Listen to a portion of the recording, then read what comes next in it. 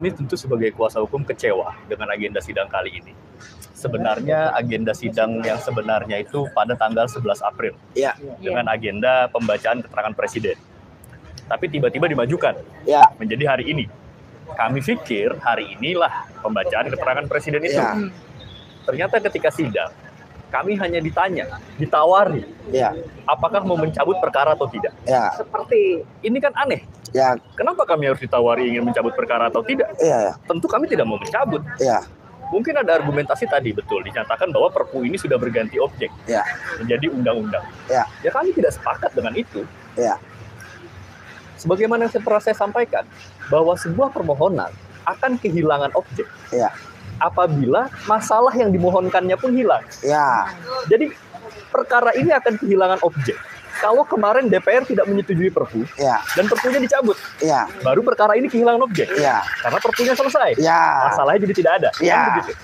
Tapi kalau DPR mengesahkan, menyetujui Perpunya diganti menjadi undang-undang, ini bukan kehilangan objek. Objeknya tidak hilang, tetap ada. Masalahnya tetap ada di situ. Tapi ini adalah mempermainkan para pencari keadilan. Ya. Objeknya ada, betul, tinggal diganti bajunya saja. Ya. Ya. Ya. Kita jangan lupa bahwa perkara Perpu ini tidak serta-merta ada begitu saja. Awalnya adalah masalah Undang-Undang Cipta Kerja, Ya. kan begitu? Ya. Masalah Undang-Undang Cipta Kerja digugat oleh masyarakat, di Ya. formilnya. Yes. Dinyatakan inkonstitusional bersyarat oleh Mahkamah Konstitusi. Kemudian putusannya alih-alih dilaksanakan, pemerintah mengeluarkan Perpu. Ya. Ini kan sama aja nih, ganti baju lagi. Iya, ganti baju lagi. Sekarang kita gugat lagi Perpunya. Iya. Dengan substansi dan materi gugatan yang sama. Ah. Lalu disahkan oleh DPR padahal sudah lewat masa sidang. Iya. Tetap dipaksakan disahkan. Iya. Terus masa mahkamah tempat kita mencari keadilan bilang objeknya sudah hilang. Iya.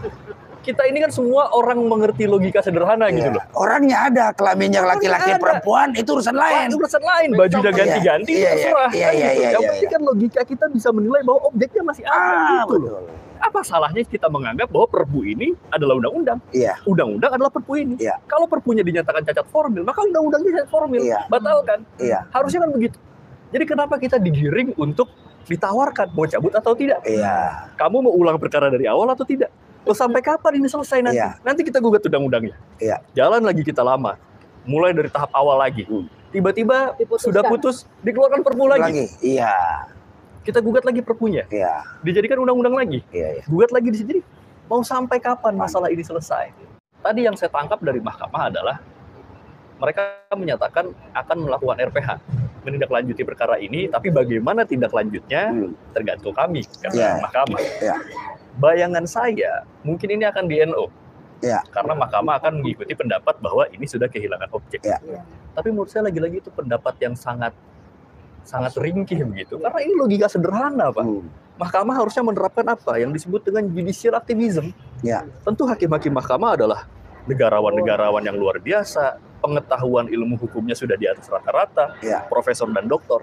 Masa nggak bisa sih hanya dengan pemikiran sederhana menyatakan bahwa ini tidak hilang objek? Ya. Perpunya diganti jadi undang-undang, substansinya semua masih sama, gugatannya pun nanti kalau digugat lagi, kalau dimohonkan lagi argumentasinya sama, ya sudah. Sidangkan saja perkara ini dianggap dengan perkara undang-undang, Perpu yang sudah disahkan jadi undang-undang. Kenapa? Karena ada satu asas dalam kekuasaan kehakiman, yaitu adalah apa? Perkara itu harus cepat, sederhana, dan biaya ringan. Ini prinsip kekuasaan kehakiman yang berlaku dimanapun. Jadi kalau kita dipaksa lagi untuk mengulang dari awal, ya, mahkamah sebagai salah satu kekuasaan kehakiman tertinggi di Indonesia, sama saja mencederai prinsip kekuasaan kehakiman. Ya mungkin karena ini Indonesia. Karena mungkin ini Indonesia. Kalau Indonesia itu kalau sulit kenapa harus dipermudah gitu. Itulah harusnya kan. Kalau memang ini perkara mudah ya harus dipersulit. Ini memang tragedi di negeri Konoha ini kan begitu. Menurut saya slogan ini tidak akan pernah hilang kalau masyarakat itu apatis mengenai hal-hal seperti ini. Jadi saya berharap tentu ya semua elemen masyarakat benar-benar memberikan atensi terhadap perkara ini, dan apabila menilai memang ada yang tidak benar dalam penegakan hukum kita ini, ya lawan. Jadi mahkamah, presiden, DPR tidak lagi bisa seenaknya menerapkan kewenangannya kepada rakyat. Berarti sudah tidak percaya ya? Ya tentu dengan hal yang seperti ini ini menimbulkan distrust yang sangat besar menurut saya. Khususnya di perkara ini sangat terlihat ada pengulur-uluran waktu. Iya. Ya tentu kami selaku pemohon merasa bahwa berproses di perkara ini ada sesuatu yang tidak fair. Iya. Gitu. Seharusnya mahkamah di mana diisi oleh seluruhnya negarawan. Ya. Harusnya dia memberikan proses persidangan yang fair. Kalau yang saya lihat ini sekarang kan pemohon ini dikasih hal-hal yang rumit. Ya. Sementara presiden diberikan penundaan-penundaan. Contohnya apa? Misalnya memberikan penundaan terus-menerus terhadap keterangan presiden. Kan ini perkara nggak cuma satu, Pak. Iya. Presiden sudah ada keterangannya kemarin di perkara-perkara sebelumnya. Tinggal diganti aja nomornya, dibacakan lagi di perkara kita kan bisa. Harusnya kan begitu. Karena hampir semua dalil yang disampaikan mengenai uji formil ini sama. Itu aja. Tapi masalah itu nggak pernah ditanyakan tuh. Kalau saya jadi hakim pasti saya tanya ke perwakilan presiden tuh. Kan keterangannya sama, Pak. Kenapa kamu masih minta tunda? Bacakan aja keterangan yang kemarin, revisi dikit selesai kan gitu. Ini enggak.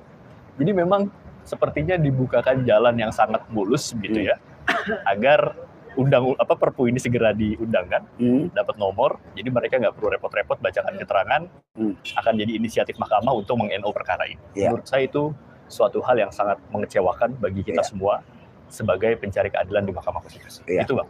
Oke, terima